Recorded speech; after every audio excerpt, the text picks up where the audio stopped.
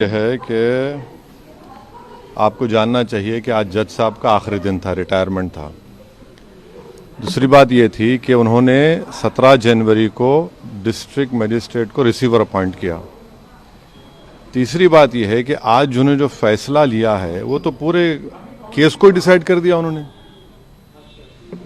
अरे आपने एक तो कितने 93 के बाद से अब तक वो खुद कह रहे हैं कि वहां पर कुछ नहीं हो रहा था। अब मस्जिद के तहखाने को आप दे रहे हैं तो फिर आपने तो पूरा केस डिसाइड कर दिया। भाई कितने साल हो गए, 93 से आप 30 साल हो गए।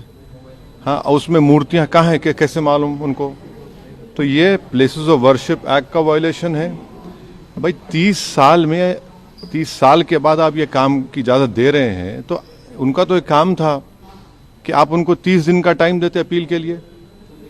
आप कहते हैं कि 7 दिन में पूरा निकाल दो, ग्रिल्स निकाल दो और आप इजाज़त दे दिए। तो ये सरासर गलत फैसला है।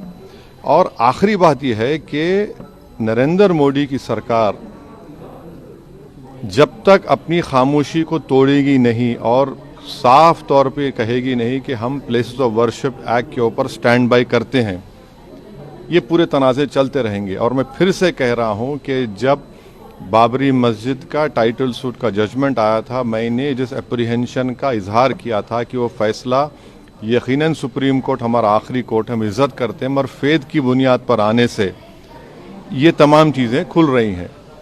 और उस सुप्रीम कोर्ट के फैसले में प्लेसेस ऑफ वर्शिप एक्ट को बेसिक स्ट्रक्चर का हिस्सा करार दिया गया था।